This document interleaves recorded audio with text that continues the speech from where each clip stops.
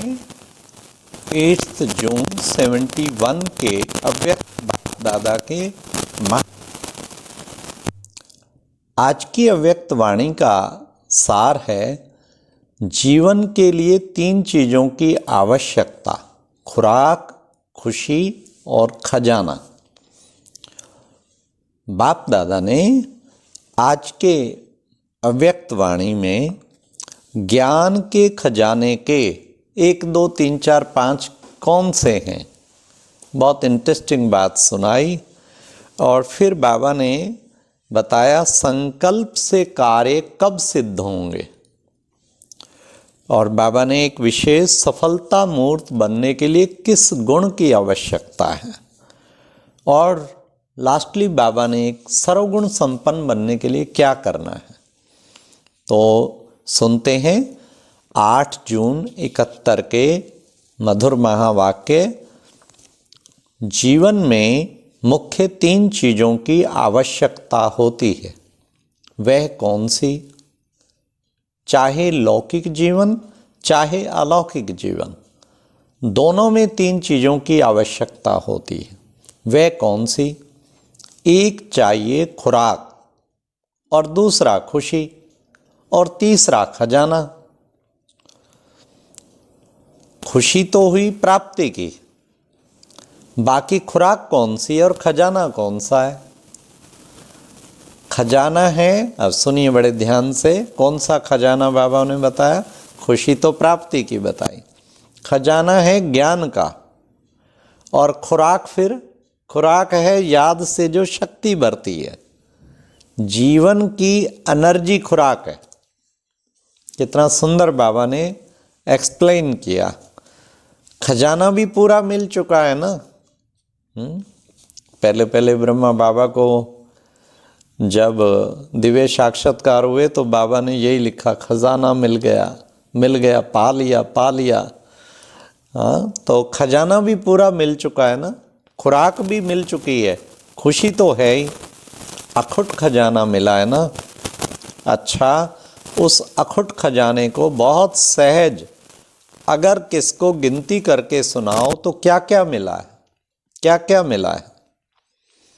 खजाने का वर्णन जरूर 1, 2, 3 ऐसे गिनती कर सुनाएंगे ना कि इतना खजाना हमारे पास है।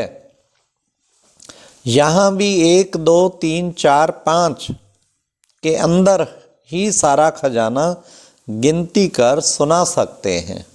बाबा ने एक इंटरेस्टिंग तरीके से ये एक बात सुनाई कि 1, 2, 3, 4, 5 के अंदर क्या क्या चीज़ें आती हैं वो सुना सकते हैं। एक में इकट्ठी बातें आ जाती हैं। एक बाप है, एक ही ज्ञान है, ऐसे एक का ही वर्णन करो तो कितनी पॉइंट्स आ जाएंगे। और भी कई चीज़ें आती हैं ना, एक रस अवस्था बनानी है, एक की मत पे चलना है, हाँ, एक का नामी बनना है, तो एक पर कितनी चीज़ें हैं। बाबा कहते हैं उन्हें निकालो।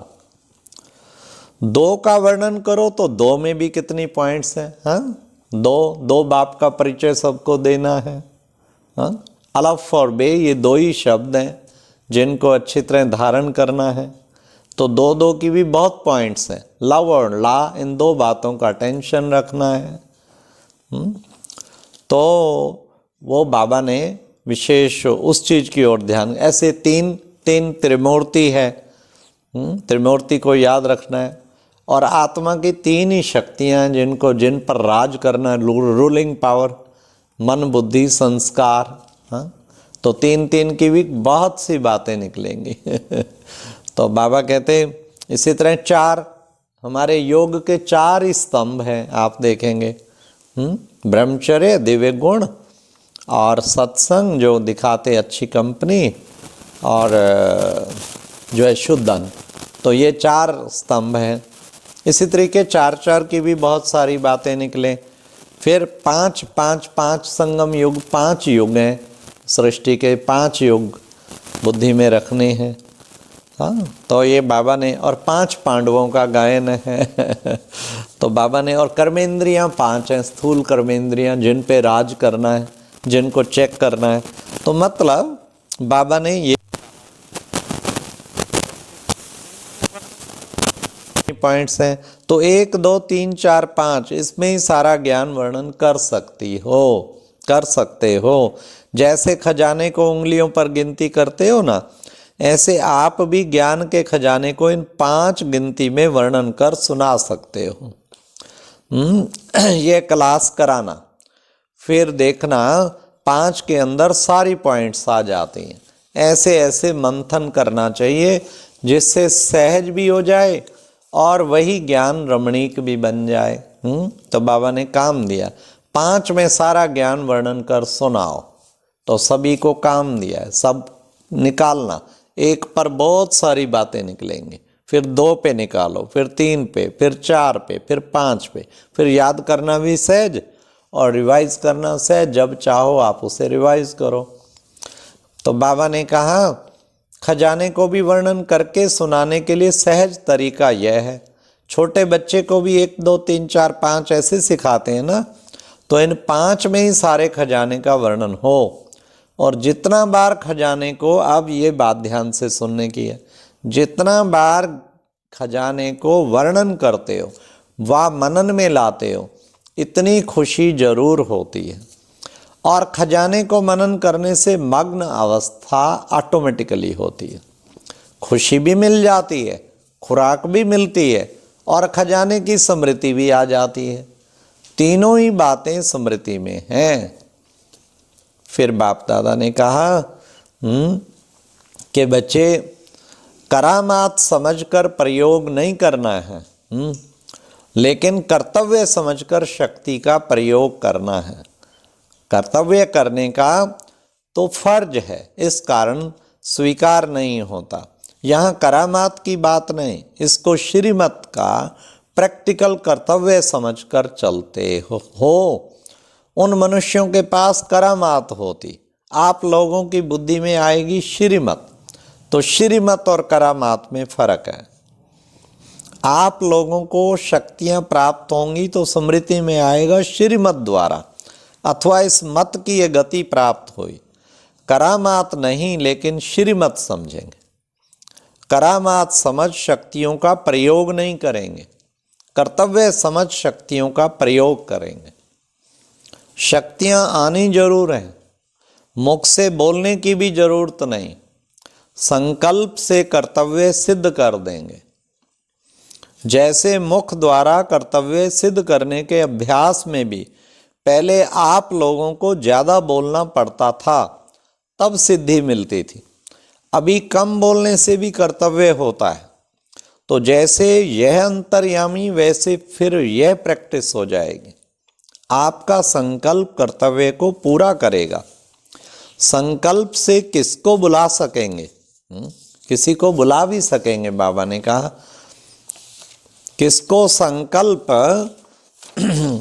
के कार्य की प्रेरणा भी देंगे, यह भी शक्तियां, लेकिन उनका कर्तव्य समझ प्रयोग करना है।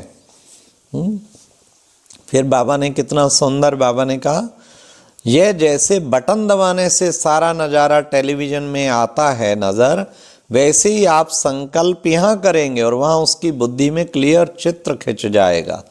ऐसे कनेक्शन चलेगा। यह सभी शक्तियों की प्राप्ति होगी। इस प्राप्ति के लिए जब तक बुद्धि में और सभी बातें समाप्त हों और सिर्फ श्रीमत की आज्ञा जो मिली हुई है वही चलती रहे और कुछ भी मिक्स ना हो, व्यर्थ संकल्प श्रीमत नहीं है, यह अपनी मनमत है। तो जब ऐसी बुद्धि हो जाए जिसमें सिवाय श्रीमत के कुछ भी मिक्स ना हो, तब शक्तियां आएंगी। नजदीक आ रही हैं, गायन शक्तियों का ज्यादा है। कर्तव्य के संबंध में शक्तियों का गायन ज्यादा है, क्योंकि साकार में अंतिम कर्तव्य की समाप्ति शक्तियों द्वारा है। इसलिए कर्तव्य की स्मृति व यादगार भी शक्तियों का ज्यादा है। दिन प्रतिदिन भविष्य में देवताओं के स्वरूप का पूजन व यादगार कम होता जाएगा। शक्तियों का पूजन गायन बढ़ता जाएगा। गायन होते होते ही प्रत्यक्ष हो जाएंगे। तो ये प्यारे बाप दादा ने कितना सुंदर के शक्तियां मेन चीज ऐसा शक्तिशाली बनना है।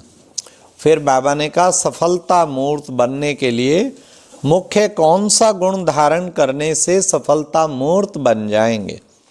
सफलता मूर्त बनने के लिए मुख्य गुण चाहिए सहनशीलता।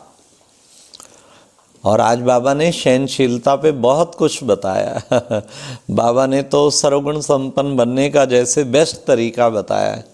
बाबा ने कहा वैसे ही सहनशील जो होते हैं वे अपनी ही सहनशीलता की शक्ति से कैसा भी कठोर संस्कार वाला हो व कैसे भी कठिन कार्य हो उनको शीतल बना देते हैं व सहज कर देते हैं। सहनशीलता का भी जरूर होगा और जो गंभीर होता है वह गहराई में जाने वाला होता है और जो गहराई में जाने वाला होता है वह कोई भी कार्य में कभी घबराएगा नहीं, गहराई में जाकर सफलता प्राप्त करेगा।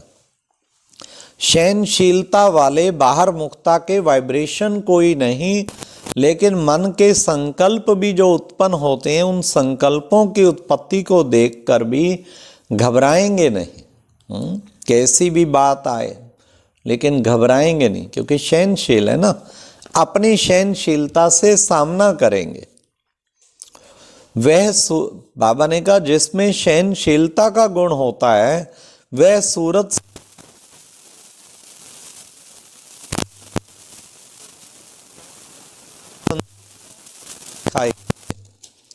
तो जो स्वयं संतुष्ट मूर्त रहते हैं वो औरों को भी संतुष्ट बना सकेंगे।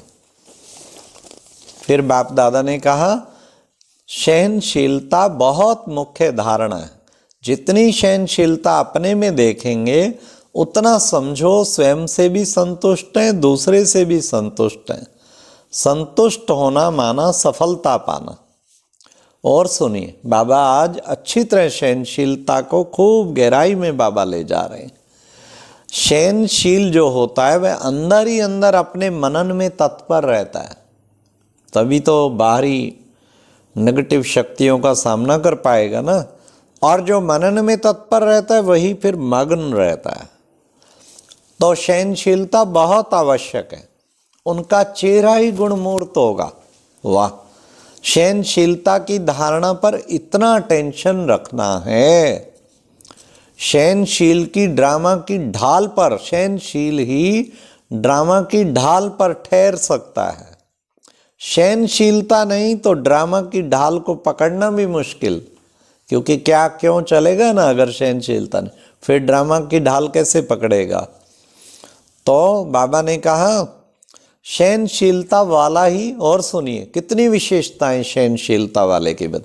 सहनशीलता वाला ही साक्षी बन सकता है सदैव कोई ना कोई। अब फिर बाबा दूसरी लहर चली है, ये तो सहनशीलता की बात बताई। फिर बाबा ने कहा सदैव कोई ना कोई गुण सामने देख उनकी गुण की गहराई में ले गया। बाबा कहते कोई ना कोई गुण की गहराई में जाना है। जितना जितना गहराई में जाएंगे उतना ही गुण की वैल्यू का पता पड़ेगा। जितना वैल्यू का मालूम होता है उतना ही हर गुण को ग्रहण करना व वर्णन करना सहज है। एक एक गुण की गहराई में जाना कितना अच्छा लगता है। तो विशेष दशहरे से दिवाली तक 20 गुण दिन होते हैं, तो 20 दिव्य गुण दिए गए। धैर्यता, मधुरता, निर्भयता, सब उसकी खूब गहराई में ले गए, खास ज्ञानमान सरोवर चैनल पर। तो एक एक गुण कि कैसे पहले दिव्य गुण रूपी दीपक जलाओ तो सच्ची दीपावली मनाओ। तो आज बाबा ने कहा एक एक गुण की गहराई में जाओ, तो उससे बच्चे तुम्हारे अंदर फिर उसकी धारणा हो जाएगी। एक एक गुण की गहराई कितनी है यह जो जानते हैं वही इतने वैल्यूएबल बनते हैं, और उनका ही गायन फिर सर्वगुण संपन्न का होता है। वैल्यूएबल का मुख्य लक्षण क्या होता है? हाँ, यही होता है ना, फिर वो सर्वगुण संपन्न बन जाते हैं। अच्छा, ओम शांति। तो ये आज प्यारे बाप दादा ने कितना सुंदर हम बच्चों को बताया। बाबा ने कहा सहनशीलता का मुख्य गुण धारण करना है और एक एक गुण की गहराई में जाओ, एक एक गुण की गहराई में जाओ, उसके अच्छी तरह 10 टिप्स हर एक के जो है उसके सोचो, कैसे ये गुण, अडोलता कैसे आए, मधुरता कैसे आए, तो उससे जीवन बहुत ही श्रेष्ठ बन जाएगा। तो ये है हमारा विशेष जो बाबा ने आज होमवर्क दिया। और 1 2 3 4 5 का होमवर्क, 1 में क्या आती, 2 में क्या, 3 में क्या, सब बातें निकालो। अच्छा, ओम शांति।